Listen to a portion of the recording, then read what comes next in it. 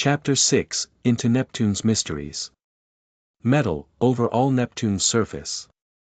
A metal-covered world. Our stunned, astounded exclamation sounded together there as we gazed downward from our flyer, whose drop I had instinctively halted. For it was metal indeed that lay beneath us, a gigantic surface of smooth dark metal or metallic substance that glinted dully in the pale light that fell on it, and that stretched away in all directions to the horizons, completely covering the giant planet Neptune as far as we could see. A metal-covered world. In amazement, in awe, we stared down upon it in that moment. For we had expected many things, many aspects which the surface of Neptune might have had, frozen ice fields or flaming craters or even a liquid world, but never had we expected what we now saw beneath us. Never had we expected to find the huge planet thus sheathed in a dark metal covering that apparently extended over all its gigantic surface. And in all its vast smooth expanse, we saw, there was no higher structure of any sort, nothing but the level plain of smooth dark metal, sweeping far away to the flat horizons. Neptune, a metal-covered world.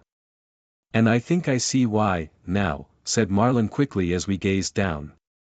I think that I can understand why the beings of Neptune have covered their world with this shield. But what lies beneath it? Randall asked. Do you mean that these beings of Neptune?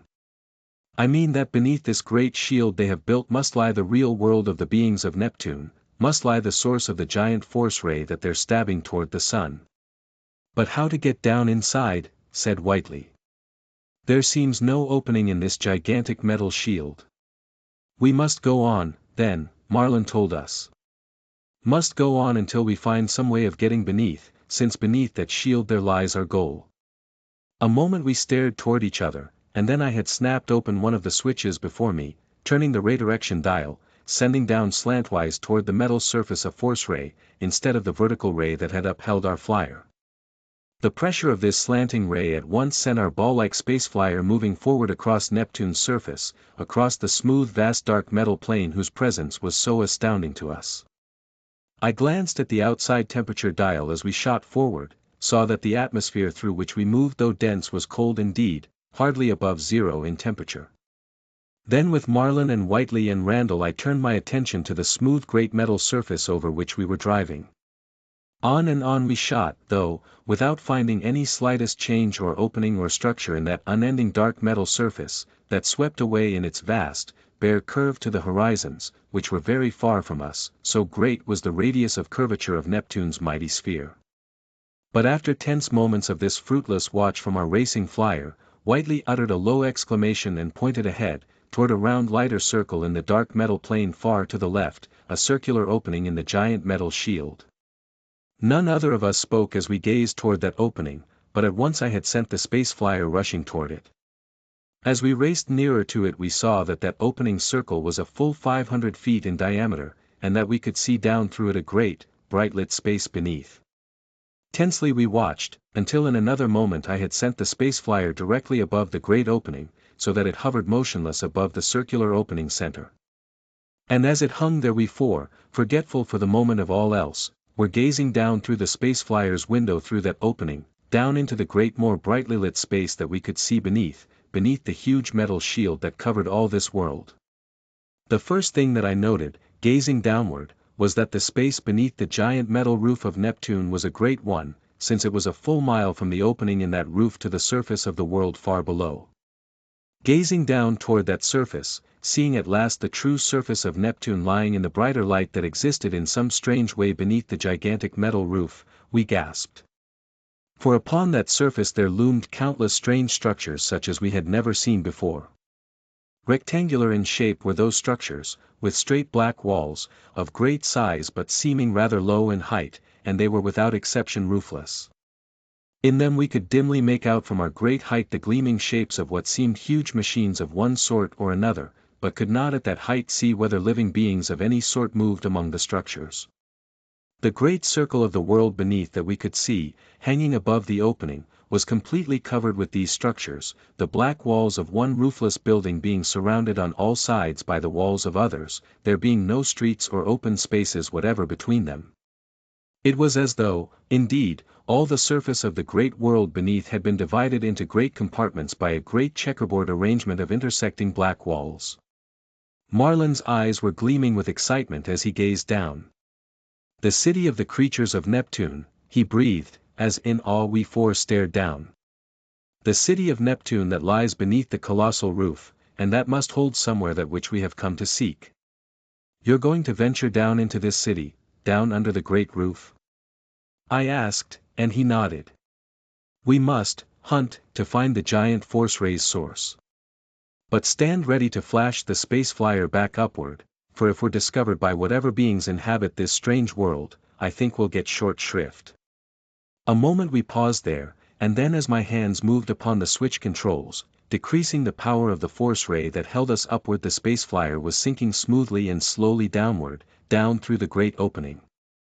Tensely and with fascinated interest we gazed about now as we sank into the great space that lay beneath the huge metal roof. That space was brighter lit than above the roof, we saw, and as we turned a moment to glance upward we saw that looking upwards, the roof was perfectly transparent. Dark, opaque metal when seen from above, it was almost invisible in its transparency when seen from below. And, seeing that, we understood the great roof's purpose.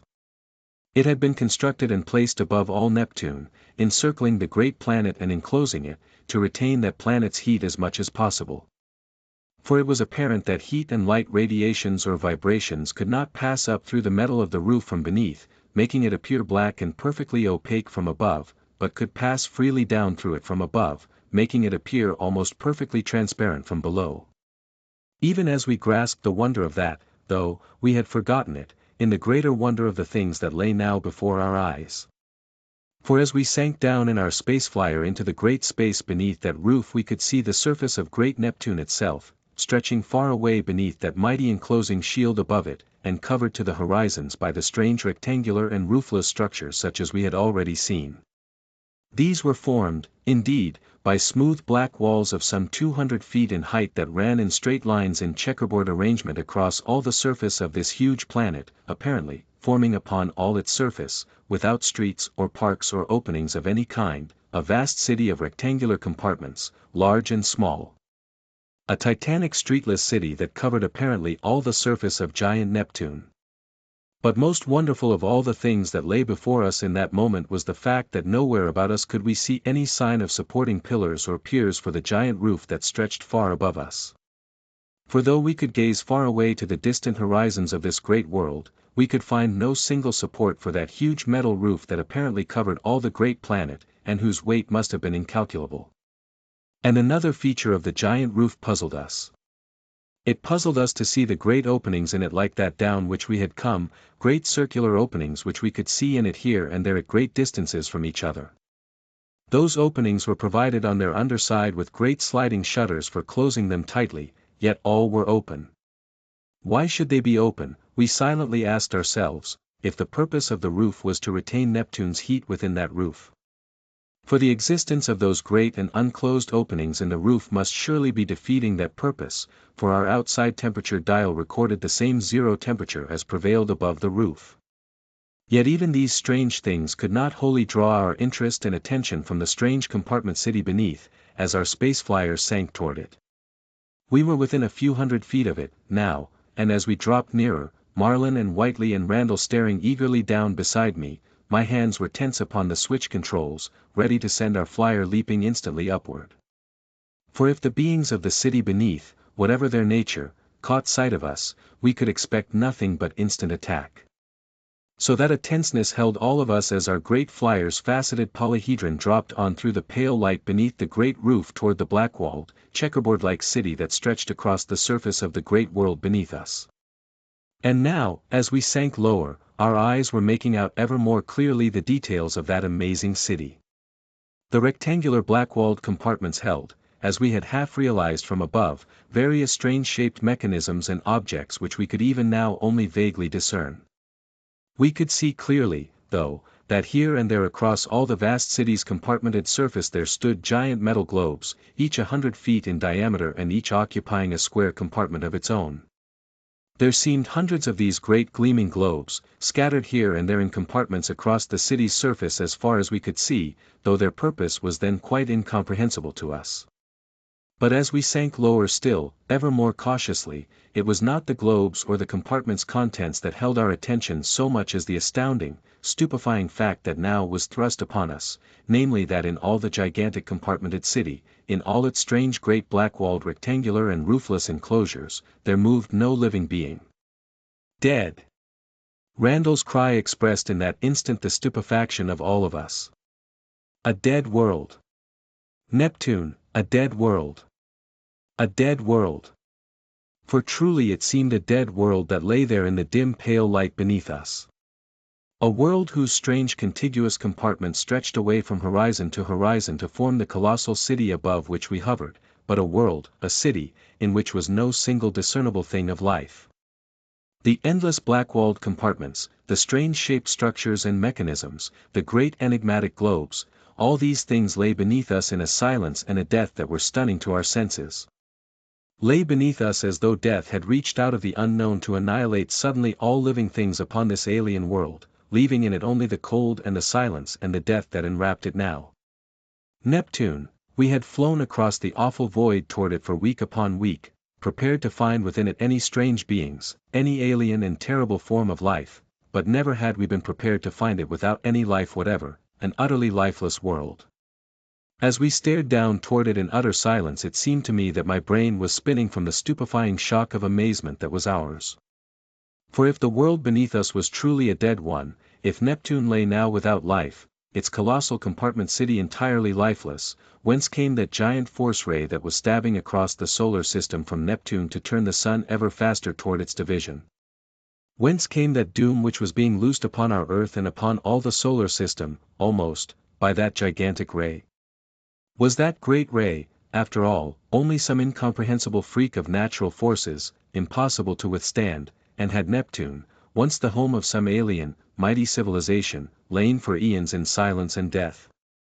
Had our desperate mission which alone held a chance for Earth, our terrific race out through the unthinkable reaches of the solar system spaces toward its outermost planet, been in vain? Marlin must have felt something of the same despair in that moment, but his strong face betrayed no trace of it as he turned to us. It's evident that this vast compartment city, this whole world, perhaps, is deserted, he said. But where does the great ray come from? Whiteley shook his head, glancing at his instruments. Impossible to say, he said. The recording instruments here show only that we are close to the great ray's source, that source is in the region around Neptune. But the emanations or reflections from it striking the instruments are so powerful as to make it impossible to determine the ray's source exactly. But the city beneath? I cried. Even if it is dead, deserted, we might be able to find in it some clue to what has happened here, some idea of what manner of creatures the Neptunians were, and perhaps some clue to the great ray's source. Marlin pondered, then nodded. Hunt's right, he said. If we explore this deserted compartment city beneath, we may find some suggestion that will lead us to the great ray's source.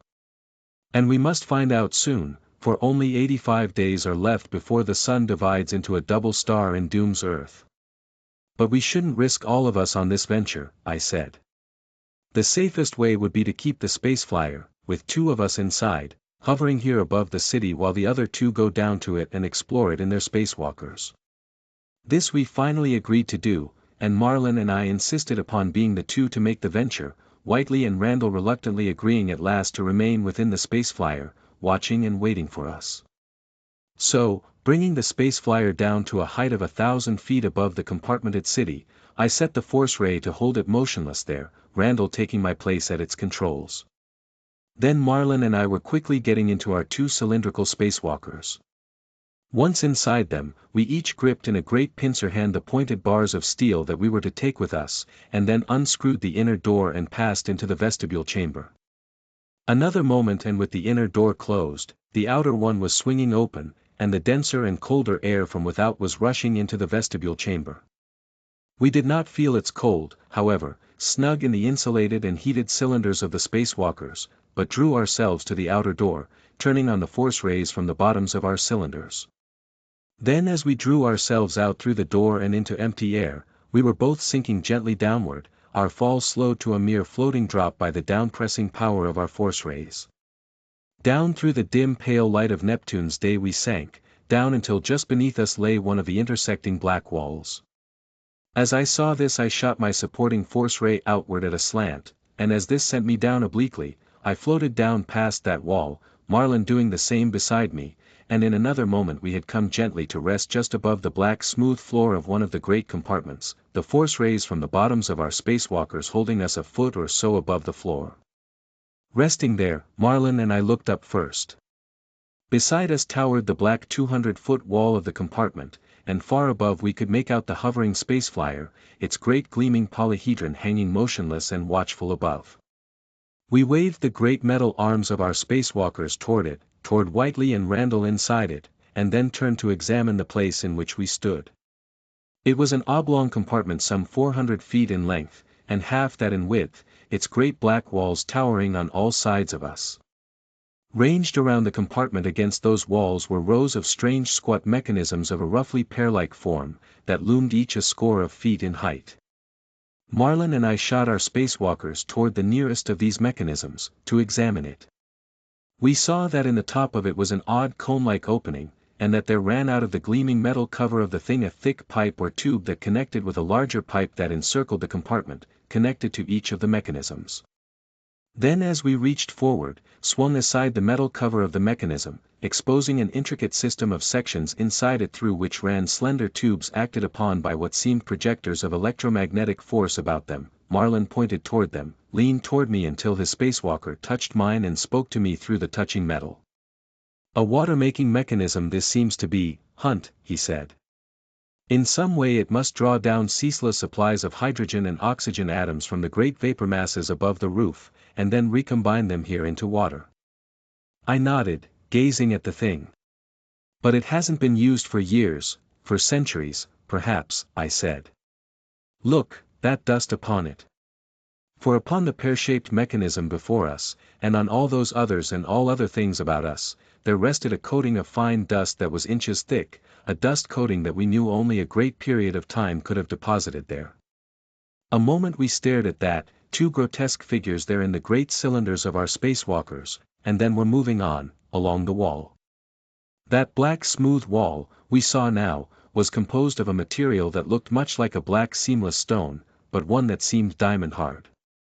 For our pointed steel bars could make not the slightest impression upon it, and it was evident, from the monolithic construction of the great walls about us and of the smooth black paving upon which we walked, that this diamond-like smooth stone had been artificially made. Later we were to learn that it was constructed by a building up of molecules into a deliberate crystalline formation that far exceeded the strength and stability of any other material's crystalline structure, and thus gave to the black artificial stone a diamond-like hardness and a tensile strength exceeding that of steel. Around the great compartment we walked, our eyes ranging over the great pear-shaped mechanisms and the great pipes connecting them, and then Marlin and I stopped short. For there in the black wall before us was a door, an opening that connected with the adjoining compartment on that side. It was by means of doors like that, it was plain, that the necessity of streets in this compartment city had been obviated, making it possible to pass across the city through the compartments themselves if needed. Yet it was in stupefying surprise that Marlin and I now gazed toward that door. For it was all of 6 feet in width, but hardly more than 4 feet in height. Its opening stretched there in the black wall as though an ordinary door opening of one of Earth's buildings had been set in that wall sidewise. And as we looked stunnedly about we saw that all the doors set in the compartment's 4 walls were of the same size and shape. "Those doors!" I cried to Marlin, leaning beside me. "Those were never made for human beings or for near human beings." "Then these Neptunians that once were here," Marlin began, and then stopped. We gazed in silence at each other through the vision windows of our spacewalkers. And silence seemed oppressive all about us then, a silence that lay as thickly over the deserted compartment city as the thick dust of unguessable years that covered it. A chill seemed to have struck home to us in some strange fashion with the discovery of those grotesque door openings and their significance. I glanced upward, saw that the faceted ball of the space flyer was still hanging motionless high above, and then as I turned back saw that Marlin had moved toward the low door toward which we had been gazing. A moment he contemplated it, then motioned to me with the big metal arm of his spacewalker, and as I came to his side, grasped that door's edge with his great arms and lowered his spacewalker's big cylinder until it lay on its side on the smooth black paving. Then he was drawing it through the door, aiding himself with a force ray shot from the opening in its bottom toward the compartment's opposite wall behind us. When he was through, he drew himself erect, and in a moment I had followed him and was standing with him in the next compartment. That second compartment, we found, was a replica of the first, being of the same size and holding within it several dozen more of the pear-shaped water manufacturing mechanisms. We passed through it, therefore, over the dust-strewn paving and through the low similar door on its opposite side, to find ourselves in still another compartment of water manufacturers. Pressing on, rapidly becoming able to pass through the low strange doors easily in our cumbrous spacewalkers, we passed through a half-score more of similar compartments all holding only the dust-covered, pear-shaped water mechanisms, and then at last we passed into a different compartment, one that held a strange shelving that covered all its walls, at which we stared in perplexity for some time. This shelving consisted of horizontal and perpendicular shelves of smooth black stone like that of the walls themselves, running along and up and down those walls and forming thus a continuous series of box-like openings, each some 4 feet in length and 2 in height. There were hundreds of these shelves in the compartment, we could see, yet all of them were quite empty, and in the compartment there seemed to be no other object. They suggested the equipment of a storeroom, yet there was no faintest clue as to what had been stored in those shelf tiers of openings, ranged one above the other all around the walls. Had Marlin and I been able to guess the astounding truth as to those tiers of compartments as to their significance and purpose, much would have been clear to us right then. As it was, after vainly endeavoring to fathom the purpose of the things, we gave it up and moved on out of the compartment, and through similar shelf-tiered compartments beyond it. By this time we had passed some distance from beneath our hovering space flyer, but still could see its gleaming polyhedron hanging high in the air behind us. Reassured by the sight of it, we passed on, and in the next half-hour progressed through many more compartments. Some of these contained water manufacturing mechanisms or tiers of strange shelf openings such as we had already seen.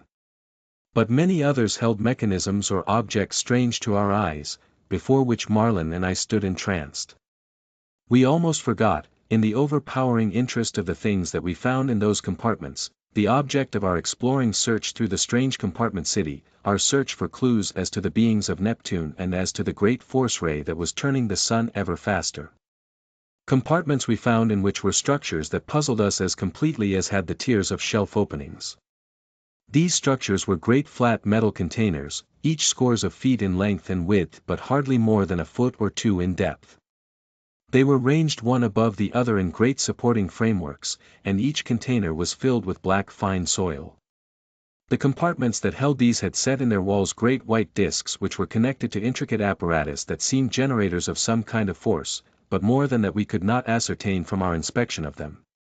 The whole arrangement, the great shallow containers of soil, the discs in the walls, the generators connected to them, all was utterly enigmatic and perplexing to us, and we were forced to give up the riddles and pass on into other compartments, in which were other things almost as mysterious.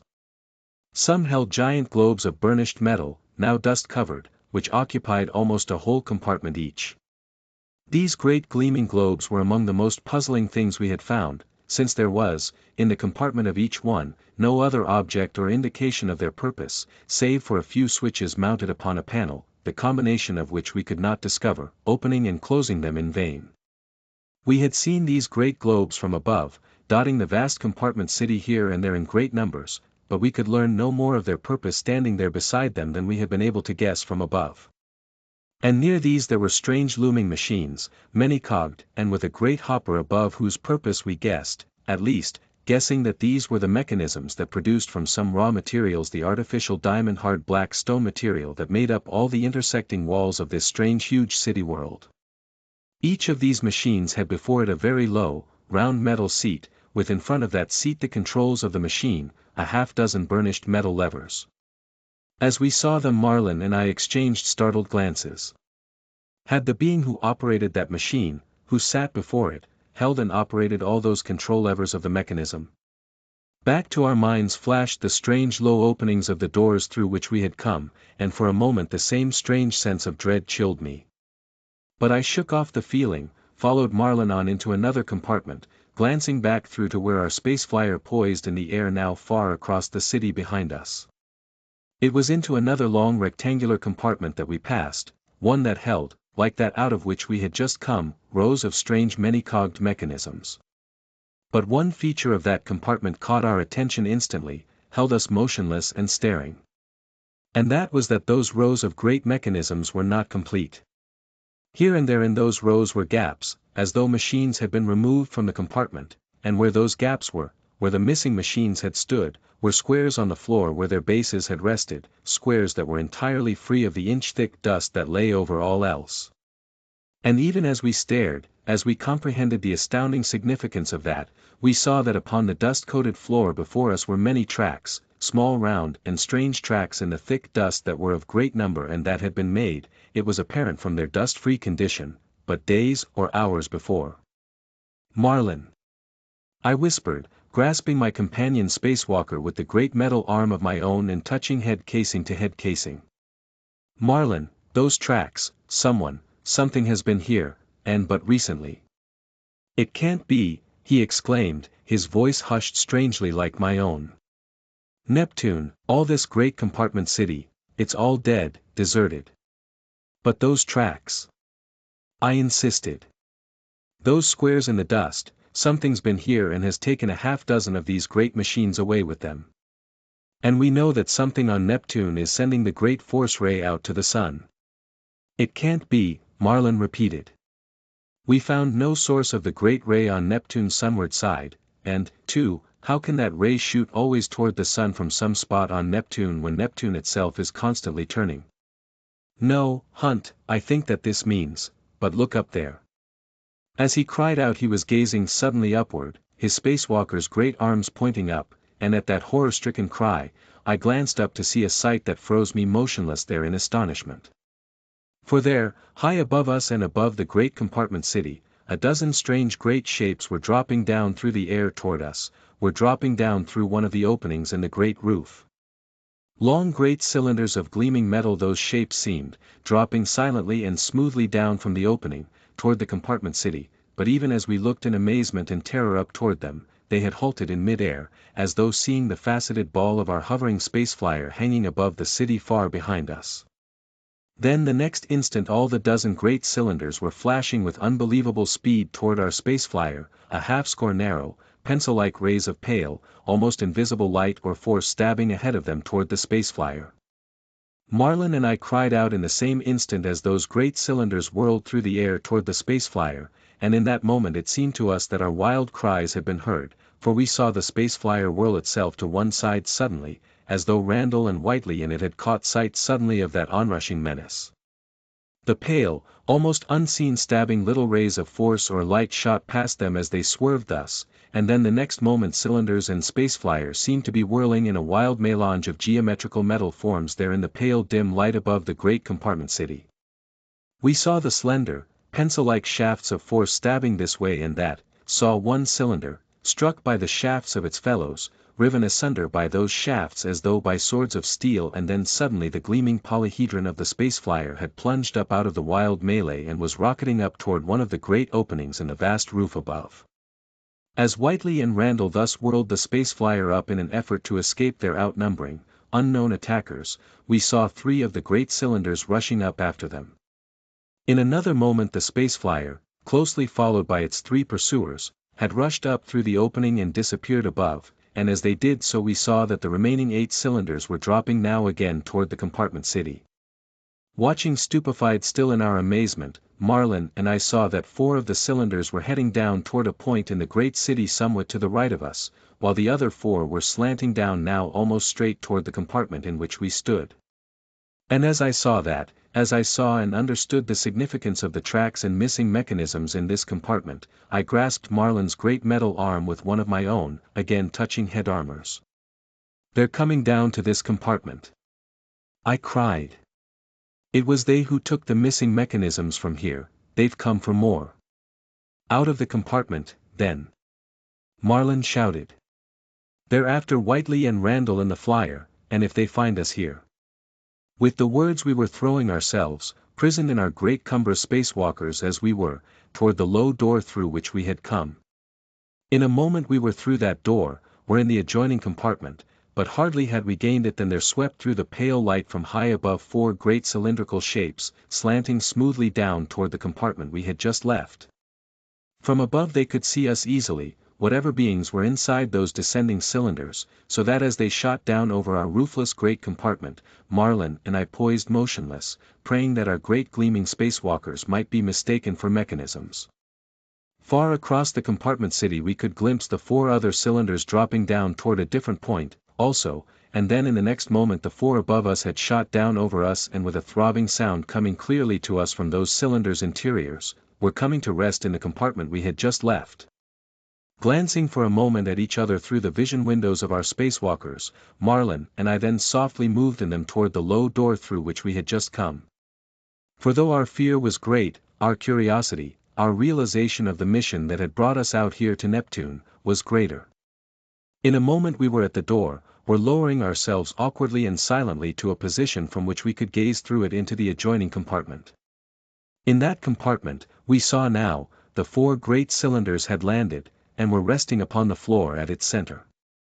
Each cylinder was of 40 feet diameter and twice that in height, and their gleaming metal sides were broken here and there by small windows. They were broken too, we saw with a start, by ray openings like those of our own space flyer, and it was evident from those that the cylinders were propelled through space by the same force rays that moved our flyer.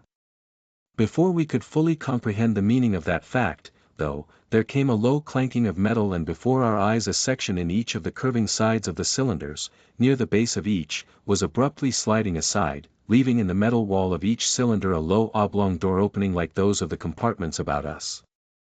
Now we heard from inside that opening a stir of movement, and saw vaguely a shape or shapes that moved in the cylinder's dark interior.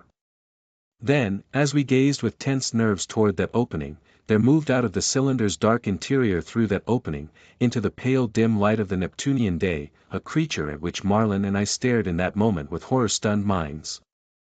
A being so grotesque and so awful in appearance that for the moment it seemed to me that it needs must be a creation only of our overstrained nerves and brains. It was a creature that bore no conceivable resemblance to the human form or to any other in our knowledge. The body was a great flat disk of pale green flesh, 5 feet in diameter and hardly a foot in thickness.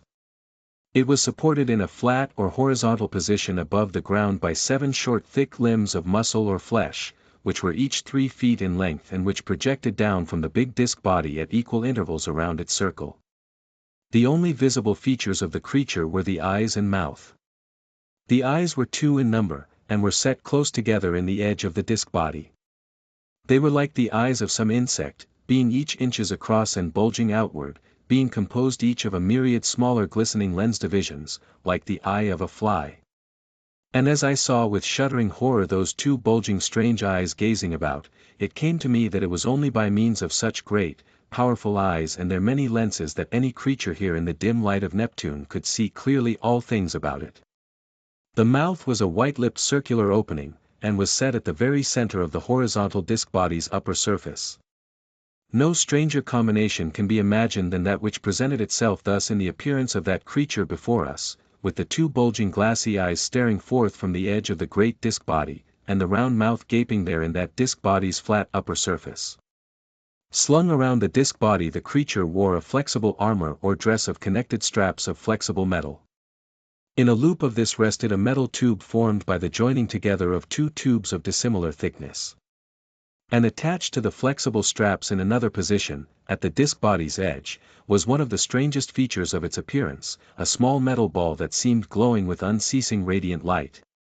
The creature gazed about him, unaware of our awe-stricken gaze, and then half-turned and seemed to call to others in the cylinder from which he had emerged, a strange sound issuing from his mouth opening. That sound was like a swift succession of staccato snaps of sound, as clear and sharp as the snap of metal on metal. From the variation in their utterance, though they were in a single pitch only, it was evident that they formed the speech of the strange creature, and as he gave utterance to them, others like him, other similar disc-bodied green beings, were emerging from the cylinder behind him and from the other cylinders. In a moment a score or more were gathered there, moving toward the great cogged mechanisms beside them, and as they did so the staccato snapping of their strange speech came loud to our ears.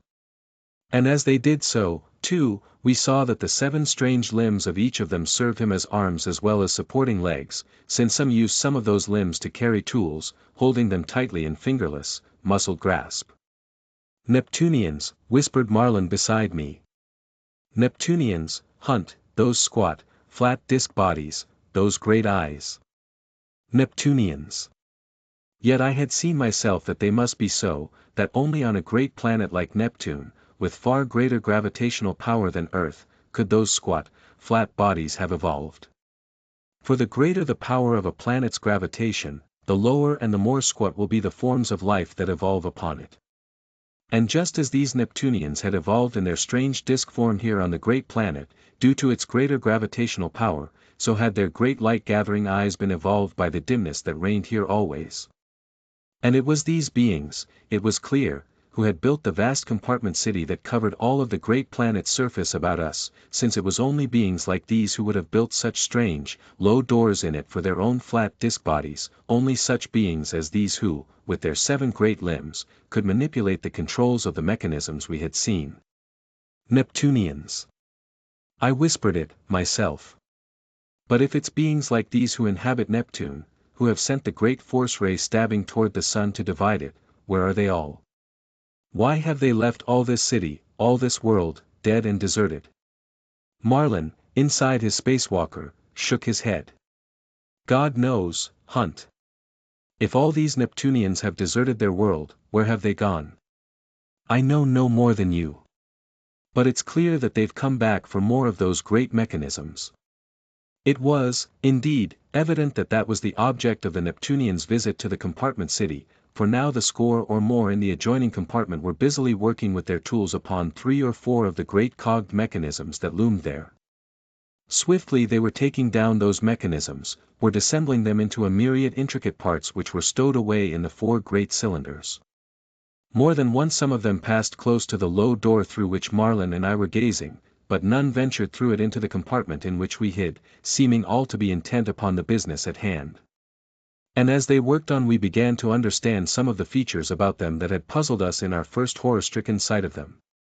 We had been puzzled, indeed, that they were able thus to move about unheedingly without protection of any sort in the zero cold that reigned about us. But now as 1 or 2 of them passed close to the door by which we crouched, I gazed closely at the glowing little ball that each had attached to his metal armor, and guessed then what I was later to learn was the truth, that that ball was glowing with radiant heat and had the power of heating to comfortable temperature the atmosphere for a few feet directly around its wearer. Thus the wearer of it moved always in a little volume of warm air, though the air outside that area might be at 0 temperature. And thus it was that the Neptunians were able to withstand the bitter cold about us, from which we were protected by our spacewalkers. As we gazed toward the Neptunians, they were completing the process of disassembling and stowing away the great mechanisms, and now I moved closer to Marlin, my thoughts being on retreat from the dangerous position in which we were. Not only might we be discovered at any moment by the Neptunians before us, but somewhere in the compartment city behind us were others, we knew, who had landed in their 4 cylinders at another point. Whatever had happened to Whiteley and Randall in the space flyer, Marlin and myself were in the most perilous of positions. Even were we to escape the Neptunians we could not exist for long in our spacewalkers in this dead and deserted city, in the cold of this strange and terrible world of death. Yet to escape from them was our first consideration, and I whispered as much to Marlin through our touching spacewalkers. We've got to get clear of these Neptunians, I whispered to him. Back farther in the city we can hide until they go. He was gazing toward the strange creatures and their tools and mechanisms with intense scientific interest, but turned toward me at my whisper. We'll get back, then, he whispered. It may be that Whiteley and Randall. It was a sentence that he never finished. For we had hardly turned to cross the compartment in which we crouched than we had to stop short in our spacewalkers. There behind us a dozen or more great disk creatures had been standing, a dozen or more great Neptunians. Even as we faced them there in that stunned moment, their bulging glassy eyes upon us. I saw the tracks in the thick dust at our feet, realized that these creatures were of the others who had landed in the compartment city, and that finding our spacewalkers' tracks here and there in the thick dust, they had followed them, had trailed us and stolen behind us while we watched their fellows. Then in the next moment had come a staccato cry from the foremost of the Neptunians, and in the instant following they had flung themselves straight forward upon us. For in this atmosphere sound penetrated our cylinders.